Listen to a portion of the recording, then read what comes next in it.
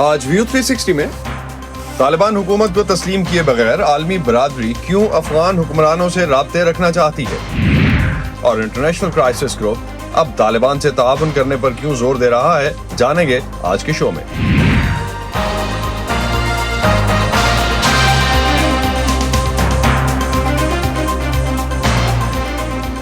Voice of America کے Washington studios میں آپ سب کو خوش آمدید۔ آپ دیکھ رہے ہیں پروگرام ویو 360 اور میں ہوں اسد اللہ خالد۔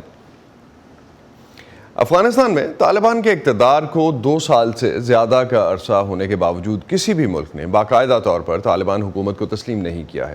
اس ہفتے اقوام متحدہ کی افغانستان پر دوحہ میں ہونے والی 2 روزہ کانفرنس میں طالبان قیادت نے اپنے مطالبات تسلیم نہ کیے جانے پر شرکت نہیں کی۔ اقوام متحدہ کے سیکرٹری جنرل کے مطابق طالبان کے مطالبات اس نوعیت کے تھے کہ انہیں ماننے کا مطلب طالبان کو افغانستان کا جائز حکمران تسلیم کرنا ہوتا۔ اس کانفرنس سے پہلے اقوام متحدہ کی طرف سے جاری کی گئی ایک تحقیق کے مطابق افغانستان کی تقریباً 2/3 خواتین کو خوف ہے کہ طالبان کی حکومت کو بین الاقوامی طور پر تسلیم کیے جانے سے حقوق کی خلاف ورزیوں کا بحران شدید تر ہو جائے گا۔ ادھر اس ماہ کے شروع میں دنیا میں قیام امن اور جنگوں کی روک تھام کے لیے کام کرنے والے غیر جانبدار ادارے انٹرنیشنل کرائسس گروپ نے اپنی ایک رپورٹ میں تجویز دی تھی کہ خطے کی معاشی ترقی اور امن کی خاطر افغانستان کے پڑوسی ملک طالبان حکومت کے ساتھ انگیج کرنے کے طریقے ڈھونڈیں اور ان کوششوں میں مغرب رکاوٹ نہ بنے۔ کیا دنیا اور خاص طور سے افغانستان کے پڑوسی ممالک طالبان سے روابط کے لیے آمادہ اور تیار ہیں، اور کیوں؟ کیا طالبان کے ساتھ اس انگیجمنٹ کا نتیجہ افغان خواتین کے حقوق کی مزید پامالی ہوگا، جس کا خدشہ UN کی رپورٹ میں ظاہر کیا گیا ہے؟ آج کے شو میں ہم اسی بارے میں بات کریں گے۔ افغانستان، پاکستان اور خطے کی باقی ڈیولپمنٹس اور دنیا بھر کی خبریں اور تجزیے پڑھنے کے لیے آپ ہماری ویب سائٹ urduvoa.com پر آ سکتے ہیں۔ اگرچہ دنیا کے کسی بھی ملک نے باضابطہ طور پر طالبان کی حکومت کو تسلیم نہیں کیا، چین سمیت کچھ ممالک کے سفارت خانے اب بھی کابل میں موجود ہیں، جبکہ 6 ممالک نے طالبان کے تجویز کردہ افراد کی اپنے ملک کے افغان سفارت خانوں میں تعیناتی بھی کی ہے۔ افغانستان پر طالبان کے قبضے کے بعد 20 سے زیادہ ممالک نے کابل میں اپنے سفارت خانے فعال رکھے یا سفارتی مشن دوبارہ کھولے، اور اپنے سابق سفیروں کو یا تو برقرار رکھا یا سفارت خانے کے سربراہ کو چارج ڈی افیئرز کی حیثیت سے مقرر کر دیا، جس کے لیے میزبان حکومت کو سفارتی اسناد پیش کرنے کی ضرورت نہیں ہوتی۔ اگست میں طالبان کے قبضے کے بعد ستمبر 2022 میں چین کابل میں اپنا سفیر مقرر کرنے والا پہلا ملک تھا۔ چین کے علاوہ روس، پاکستان، ملیشیا، ترکمانستان، ایران اور قطر نے طالبان سفارتکاروں کو اپنے ملکوں میں کام کرنے کی اجازت دے رکھی ہے۔ امریکہ اگرچہ طالبان کو تسلیم نہیں کرتا، مگر اس نے مختلف سطحوں پر طالبان سے روابط اور تعلقات رکھے ہیں۔ ان میں امریکہ کے خصوصی ایلچی کا کردار بھی ہے، جو کہ گاہے بگاہے طالبان نمائندوں سے ملاقاتیں کر چکے ہیں۔ امریکہ اور مغربی ممالک نے افغان شہریوں کی امداد جاری رکھنے کے لیے اپنے افغان سفارتی مشن قطر منتقل کر دیے۔ اسی طرح اقوام متحدہ اور کچھ غیر سرکاری تنظیمیں افغانستان میں امدادی اداروں کی سہولت کے لیے طالبان سے بات چیت کرتے آ رہے ہیں۔ دوحہ میں ہونے والے 2 روزہ اجلاس میں اقوام متحدہ کے رکن ممالک اور خصوصی سفیر اکٹھے ہوئے، لیکن طالبان نے شرکت نہیں کی کیونکہ ان کی طرف سے اس کانفرنس میں شرکت کے لیے کچھ مطالبات رکھے گئے تھے جو پورے نہیں ہوئے۔ طالبان کے مطالبات کیا تھے، اس بارے میں بات کرتے ہیں وائس آف امریکہ کے نذر الاسلام سے۔ نذر، کیا مطالبات تھے طالبان کی طرف سے اس کانفرنس میں شرکت کے لیے؟ جی اسد، اس کانفرنس میں طالبان نے اپنے مطالبات اقوام متحدہ کو پہلے سے ہی پیش کر دیے تھے، تاہم اس کانفرنس سے 1 روز قبل انہوں نے اپنی اسٹیٹمنٹ جاری کی، جس میں انہوں نے تقریباً واضح الفاظ میں یہ کہہ دیا کہ وہ اس کانفرنس میں شرکت نہیں کر رہے ہیں۔ وہ مطالبات یہ تھے کہ سب سے پہلے جو ڈیمانڈ تھی کہ کیونکہ ان کے بقول افغانستان میں طالبان ہی پورے خطے کو کنٹرول کرتے ہیں اور صرف انہی کی حکومت ہے، تو لہٰذا اس صورتحال میں کسی دوسرے فریق کو یا تنظیموں کو وہاں پر نہ بلایا جائے جو افغانستان کی نمائندگی کرتے ہیں۔ اس سے ان کا اشارہ NGO، سول سوسائٹی اور دیگر گروپ کی جانب تھا۔ دوسرا جو مطالبہ تھا وہ یہ تھا کہ یوناما کی موجودگی میں کسی طرز سے بھی UN special representative for Afghanistan جو ہے وہ نہ مقرر کیا جائے۔ تو یہ دونوں ان کے کی ڈیمانڈز تھے، اور اس جانب ان کو کوئی حوصلہ بخش جواب نہیں ملا. اور جیسا آپ نے بھی اپنے انٹرو میں بتایا کہ UN کے جو سیکرٹری جنرل ہیں انہوں نے جب میڈیا سے اپنا بات چیت کی تو انہوں نے یہی بتایا کہ کچھ ان کی گزارشات ایسی تھی جو کہ ان کو تسلیم کیے جانے کے ہی مترادف تھی. تو نظر افغانستان کی سول سوسائٹی یا خواتین کی نمائندگی کتنی بھرپور تھی اس کانفرنس میں، کیونکہ یہ بھی ایک کانفلکٹ تھا ان کی طرف سے، طالبان کی طرف سے اس کانفرنس میں نہ جانے کے لیے؟ جی تقریباً 4-5 لوگوں کی طرف سے شرکت تھی. اگر میں ان کے نام بتا سکوں، محبوبہ راج صاحبہ جو کہ ابھی بھی افغانستان میں ہیں، وہ کائنڈ آف لیڈ کر رہی تھی. ان کے ساتھ سابق جو پارلیمنٹیرین ہیں شاگل رضائی صاحبہ اور ہیومن رائٹس ڈیفینڈر مترا مہران، اور اس کے علاوہ کابل یونیورسٹی کے پروفیسر فیض زلاند بھی وہاں پر موجود تھے. ان سے جب میری بات ہوئی تو جو خاص طور پر جو فیمیل ڈیفینڈرز تھے ان کا یہی کہنا تھا کہ وہ کسی بھی صورت میں یہ نہیں چاہتے ہیں کہ طالبان کو ریکگنیشن ملے، کیونکہ اگر ان کو ریکگنیشن ملتی ہے تو اس کے بعد جو وہاں پر خواتین کے حوالے سے جو قوانین ہیں وہ مزید سخت کر دی جائیں گے، اور جو ان کے مطالبات ہیں کہ ان کو پڑھائی، روزگار اور اپنی آزاد فضا میں ان کو جینے کا حق، تو پھر یہ تمام جو ان کے مطالبات ہیں وہ سب خانے میں چلے جائیں گے. نظر ان کے یہ پرزور جی نظر، اگر طالبان کے ساتھ انگیجمنٹ کے حوالے سے ہم بات کرتے ہیں، کوئی کسی طرح کے رابطے ہیں اقوام متحدہ اور طالبان کے درمیان اس وقت؟ جی اگرچہ طالبان کا کوئی وفد کابل سے تو دوحہ میں نہیں آیا، تاہم پریس کانفرنس کے دوران ایک کوشچن کے جواب میں سیکرٹری جنرل نے یہ بتایا کہ اس کانفرنس کے بعد ان کی نمائندہ روز میری وہ طالبان کا جو دوحہ کا جو آفس ہے ان سے ملاقات کرنے کے لیے وہ جا رہے ہیں، اور جو کچھ یہاں پہ ہو رہا ہے وہ ان کے ساتھ وہ شریک کریں گے. اس کے بعد جو فضا بنے گی تاکہ جو دوسرا آئندے والی میٹنگز ہوں گے تو اس سے پھر استفادہ حاصل کیا جائے گا، کیونکہ اینٹونیو گوتریس نے یہ بھی بتایا کہ طالبان اس میٹنگ میں تو انہوں نے شرکت نہیں، تاہم وہ امید کرتے ہیں کہ آئندہ آنے والے سیشن جو ہوں گے وہ ان میں شرکت کریں گے تاکہ افغانستان کے حوالے سے جو روڈ میپ ہے وہ طے کیا جا سکے. جو طالبان کا دوحہ آفس ہے ان سے ہم نے پوچھنے کی کوشش کی کہ کس نوعیت کے مذاکرات ہو یا کس نوعیت کا ان کو اعتماد میں لیا گیا، تاہم انہوں نے اس حوالے سے کچھ شیئر کرنے سے گریز کیا. بہت شکریہ نظر، آپ ہمیں اپڈیٹ کر رہے تھے کہ کانفرنس میں اوورال کس طرح کا، فرسٹ آف آل کتنے لوگوں کی پارٹیسپیشن رہی اور طالبان کے مطالبات کیا تھے جس کی وجہ سے انہوں نے شرکت نہیں کی اس کانفرنس میں. بہت شکریہ آپ کا. طالبان کے افغانستان پر کنٹرول کے بعد بہت سے افغان شہری جو ہیں یا اس سے پہلے اپنے ملک چھوڑ کے دوسرے ملکوں میں پناہ لینے پر مجبور ہوئے. نئی دلی کے لٹل کابل نامی علاقے میں رہنے والے افغان پناہ گزینوں کا کہنا ہے کہ بھارت میں ان کی زندگی آسان نہیں ہے، اور جب تک ان کے آبائی ملک افغانستان میں طالبان برسر اقتدار ہیں وہ خود کو بھارت میں پھنسا ہوا محسوس کرتے ہیں.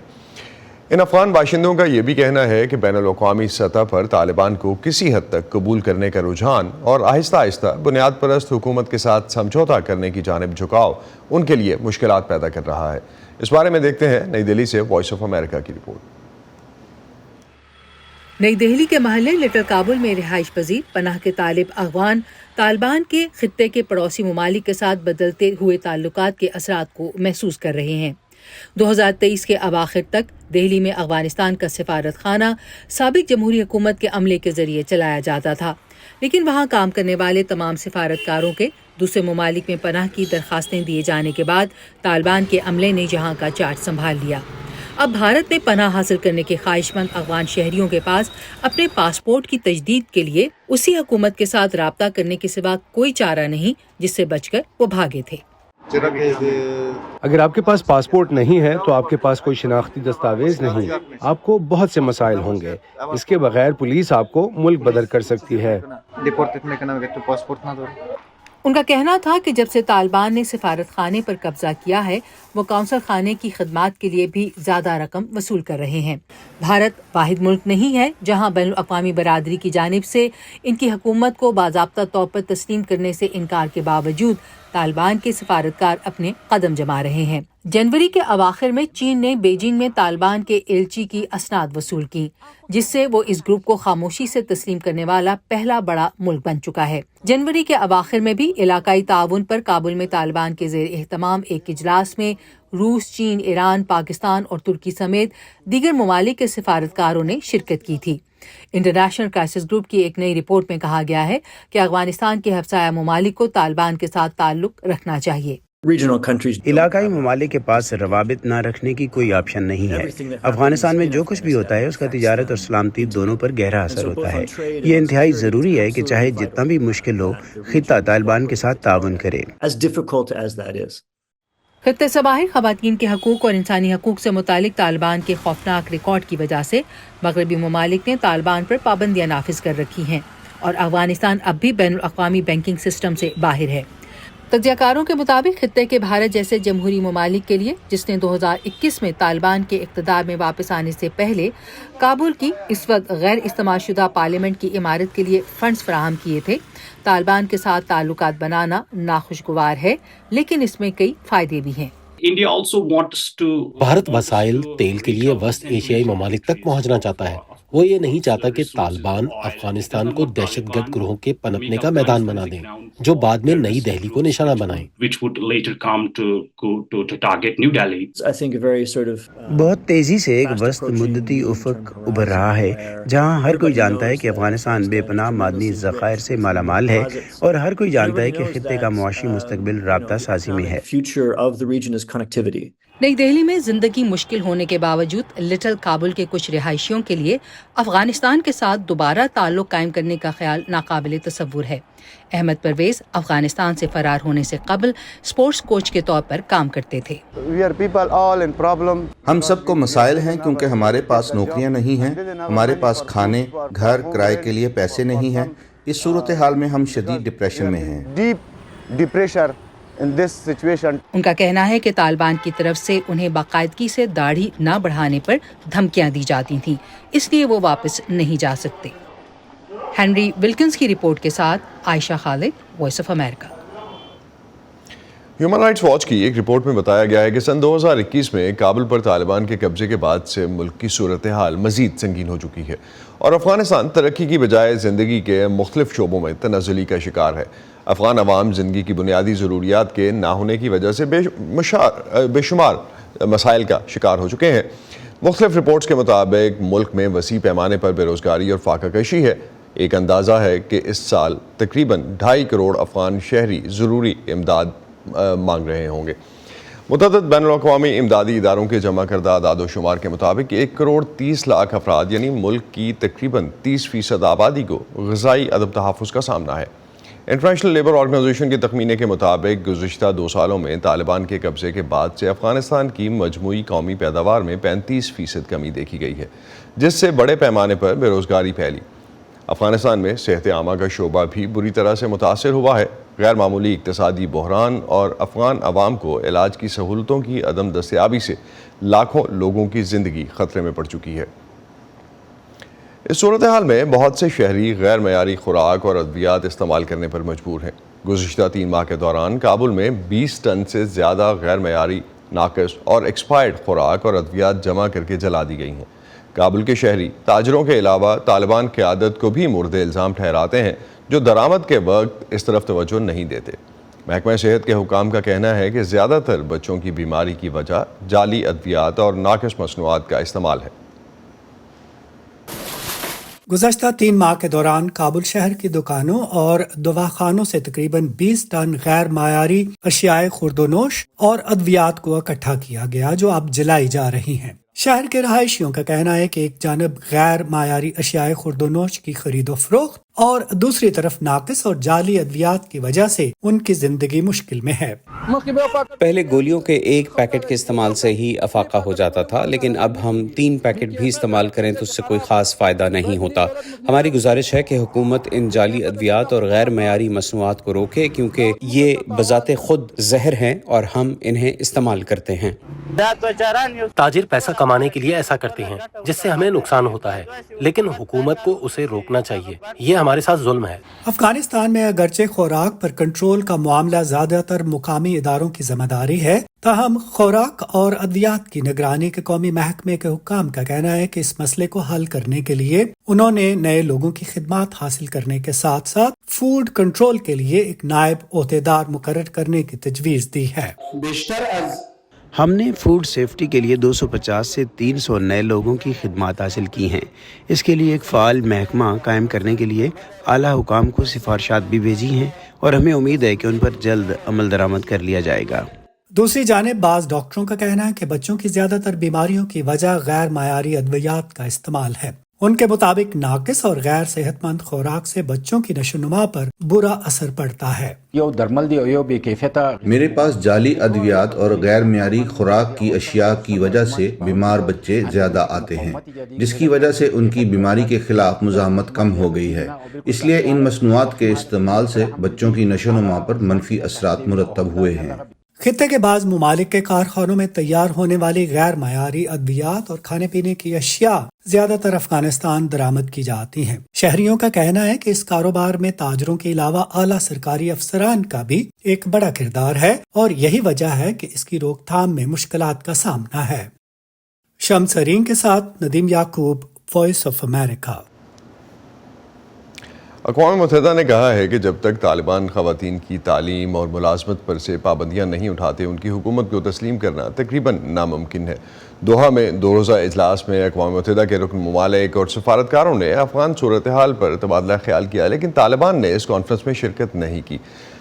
طالبان کی عدم شرکت کے بعد اس کانفرنس کی اہمیت کیا رہ جاتی ہے؟ اس حوالے سے مختلف تجزیات ہم دیکھ رہے ہیں، ہر طرف سے ہو رہے ہیں، اور خاص طور پہ جب یہ بات ہمیں انٹرنیشنل کرائسس گروپ کی طرف سے سامنے آتی نظر آئی، جس میں یہ کہا گیا کہ جو نیبرنگ کنٹریز ہیں خاص طور پہ وہ طالبان حکومت کے ساتھ انگیج کریں اور اپنے روابط جو ہیں وہ ان کے ساتھ ایکسٹینڈ کریں، مغرب اس میں رکاوٹ بھی نہیں بنے، تو کیا خطے میں طالبان کی جو ایکسیپٹنس ہے طالبان حکومت کی وہ بنتی ہوئی نظر آتی ہے؟ اور دوسری جس طرح کی خبریں وہاں سے آ رہی ہیں، اس لحاظ سے اگر ہم دیکھتے ہیں کہ انسانی ہمدردی کی بنیاد پہ اور جس طرح سے افغان عوام کے لیے جو ایفرٹس کی جا سکتی ہیں ان کو بھی ایکسٹینڈ کیا جائے اسی کانٹیکس میں، اور خاص طور پہ جب اس وقت ہم دیکھتے ہیں کہ انٹرنیشنل لیول پہ مختلف جو اس وقت مسائل ہیں وہ چل رہے ہیں، یوکرین وار ہے، روس یوکرین وار ہے، اور اس کے ساتھ ساتھ مشرق وسطیٰ میں اسرائیل غزہ کا جو تنازع ہے، اسرائیل غزہ جنگ جو ہے، اس کی وجہ سے عالمی برادری جو ہے وہ مختلف اور محاذوں پہ ان ادر ورڈز اگر ہم کہیں تو انگیج ہے،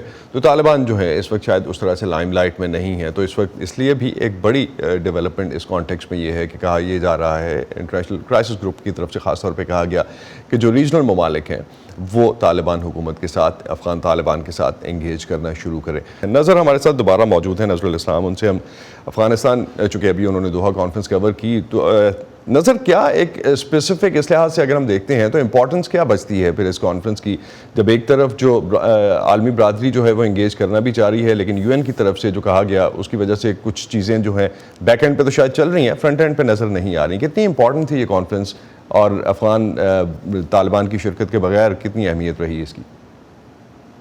دیکھیں یاسر، اگر دیکھا جائے تو یہ دوسری ایسی کانفرنس تھی جو کہ UN کی جانب سے آرگنائز کی گئی۔ پہلی دفعہ یہ کانفرنس لاسٹ ایئر تھی جس میں طالبان کو مدعو نہیں کیا گیا تھا، اور جو اسپیشل ریپرزنٹیٹیوز تھے باقی ممالک کے اور UN کے سیکرٹری جنرل جو تھے وہ خود وہاں پہ تھے، تو وہاں پر انہوں نے یہ سفارشات پھر پیش کی کہ افغانستان کے جو فیوچر کی جو صورتحال ہے اس کے لیے انہوں نے کچھ سفارشات مرتب کی کہ اب جو آئندہ ہونے والی کانفرنس ہوگی اس میں طالبان کو جو ہے وہ انوائٹ کیا جائے گا۔ اس دفعہ ان کو انویٹیشن جو ہے وہ کافی عرصہ پہلے ایکسٹینڈ کر دی گئی، لیکن اس کے اگینسٹ طالبان کی جانب سے 2 بنیادی مطالبات جو ہے وہ رکھے گئے۔ ایک تو یہ مطالبہ تھا کہ چونکہ وہ افغانستان کو مکمل طور پہ کنٹرول کرتے ہیں، اس لیے ان کے علاوہ کسی بھی دوسرے گروپ کو افغانستان کا نمائندے کے طور پہ تسلیم نہ کیا جائے، جن کا ان کا واضح اشارہ تھا جو سول سوسائٹیز ہیں یا ہیومن رائٹس اس طرف کی جو آرگنائزیشنز ہیں۔ دوسرا جو ان کا پرائم جو مطالبہ وہ یہ تھا کہ یوناما کی موجودگی میں افغانستان میں اسپیشل ریپرزنٹیٹیو جو ہے وہ نامزد نہیں کرنا چاہیے۔ تو اگر ایسا ہو دیکھا جائے تو اس کانفرنس میں جو کہ 2 دن جاری رہی کوئی متاثر کن فیصلے اس میں نہیں کیے گئے. جو سب سے جس پہ اگر ہم دیکھیں فریدون صاحب کی جو اسپیشل کوآرڈینیٹر ہیں ان کی طرف سے یہ کہا گیا تھا اپنی رپورٹ میں جو نومبر میں انہوں نے پیش کی تھی کہ اسپیشل ریپرزینٹیو ہونا چاہیے, اس پر بھی عمل نہیں کیا گیا. اور پھر دوبارہ ان سب کا اسی پر اتفاق ہوا کہ ٹھیک ہے فیوچر میں ڈسکشن ہونی چاہیے اور تاکہ افغانستان کے جو مسائل ہیں چاہے جو ایجوکیشن ہے چاہے جابز ہیں یا جو خواتین کی آزادی ہے تاکہ اس پہ مزید بات ہو سکے. نظر طالبان نے افغانستان میں کافی حد تک اپنی پوزیشن مضبوط کر لی ہے. سیکیورٹی کا کوئی بڑا مسئلہ ہمیں نظر نہیں آتا ملک کے اندر اور کوئی اپوزیشن بھی بظاہر نہیں ہے, تو داخلی طور پہ تو ان کو کوئی خطرہ نظر نہیں آتا. کیا اسی وجہ سے عالمی برادری اب طالبان کی جانب اپنا رویہ جو ہے وہ چینج کر رہی ہے؟ کیا ماہرین کیا کہتے ہیں اس حوالے سے؟ جی, افغانستان میں طالبان تو یہی کہتے ہیں کہ کیونکہ ہم ہی پچھلے 2 سالوں سے یا 2.5 سالوں سے افغانستان کے سول ریپرزنٹیٹیوز ہیں اور وہی وہاں کے حاکم ہیں. تو اس صورتحال میں جو کچھ بھی افغانستان کے متعلق پوچھنا ہو یا پھر کوئی سفارشات جو ہیں مرتب کرنی ہو وہ انہی کے ساتھ ڈسکس کی جائیں. اور وہ لایا عمل ہے جو وہ عالمی برادری پر بھی منوانا چاہتے ہیں. اور اگر دیکھا جائے تو دوحہ کانفرنس میں شرکت کے لیے بھی انہوں نے 2 جو پرائر جو شرائط رکھی وہ ان میں یہ بھی ایک تھی کہ انہی کو مانا جائے. تاہم دوسری جانب جب اس کانفرنس کے دوران مختلف ممالک سے آئے ہوئے جو سفارتکار تھے یا پھر جو تجزیہ کار تھے ان کا یہ ضرور کہنا تھا کہ اس قسم کی بڑی کانفرنس جو کہ اقوام متحدہ کے زیر نگرانی ہو رہی ہے, طالبان کو چاہیے تھا کہ وہ اپنا موقف یہاں پہ پیش کرتے کیونکہ بات ہوگی تو ہی کوئی درمیانی حل نکلے گا. ایکسٹریم پوزیشن سے جب آپ سٹارٹ کرتے ہیں تو اس کا جو وہ کوئی بھی معاملے کو حل کرنے میں مددگار نہیں ہوتا. طالبان کو بھی انگیج کرنا پڑے گا اس معاملے میں. نظر ایک چیز, افغانستان کی اگر ہم معاشی حالت دیکھتے ہیں بحران کا شکار ہے, بینکنگ کا نظام درم برہم ہے, غربت اور بے روزگاری ہم نے دیکھا کہ بہت بڑھ گئی ہے, لیکن مغربی دنیا کی توجہ خواتین کے حقوق پر زیادہ ہے. کیا یہ جائز ہے صرف اسی وجہ سے دنیا افغان طالبان کے ساتھ تعلقات اپنے نارملائز نہ کرے؟ اور افغان عوام اس حوالے سے کیا کہتے ہیں؟ آپ اکثر کابل جاتے رہتے ہیں, کیا اس حوالے سے کیا ایک جنرل فیلر کیا ہے؟ دیکھیں, آپ کی بات بالکل صحیح ہے. افغانستان میں اگر ہم دیکھیں پچھلے 2-2.5 سالوں میں جہاں پہ افغان طالبان نے حکومت پر اپنی گرپ کو مستحکم کیا, تاہم دوسری جانب اگر دیکھا جائے تو اکنامک جو صورتحال ہے وہ اتنی زیادہ تسلی بخش نہیں ہے. اب بھی ہر کوئی جو ہے افغانستان سے نکلنے کے بارے میں سوچ رہا ہے. خواتین لڑکیوں کی جو تعلیم ہے اس سے ابھی بھی وہ اسکول یا یونیورسٹی نہیں جا سکتی ہیں, خواتین روزگار نہیں کر سکتی ہیں. تو اکانومی میں جو بنیادی جو فیکٹر ہے, چونکہ آلموسٹ 50% آف دا پاپولیشن جو ہے وہ افغانستان کی بھی خواتین ہی ہیں. اس بارے میں جو اب میں آپ کی اگر بات کی طرف آؤں کہ جو سینکشنز ہیں اور دوسری طرف جو ہے خواتین کے مسائل کی بات ہے, تو وہ اگر دنیا کرتی ہے وہ اس وجہ سے بھی کرتی ہے کہ چونکہ جب آپ آدھی پاپولیشن کو جب آپ گورنمنٹ میں یا پھر متعلقہ اس سے دور ہی رکھیں گے تو ظاہر اکانومی جو ہے وہ خود بخود ہی ملک کی ڈی اسٹیبلائزیشن کی طرف جائے گی. تو اسی لیے جو عالمی برادری ہے وہ بجائے اس کے کہ افغانستان جو ہے وہ اگر ہم دیکھیں تو پچھلے 50 سالوں سے وہ مغربی دنیا کے جو بجٹ ہے ان کی طرف سے ان کا آتا ہے, تو فارم انجیکٹڈ ان کی ایک بجٹ ہے. تو وہ بھی یہ چاہتے ہیں کہ جب خواتین کو ایک ڈیو شیئر مل جائے گا تو اس سے افغانستان میں جو افغانستان کو اپنے پیروں پر کھڑا ہونے میں مدد ملے گی. تو آپ سمجھتے ہیں کہ جو تجزیہ کاروں کی اب تک اوپینین ہے وہ اس لحاظ سے نہیں سمجھتے کہ اتنی امپورٹنٹ یہ کانفرنس رہی؟ اب تک کے لیے اتنا ہی, اجازت دیجیے, خدا حافظ.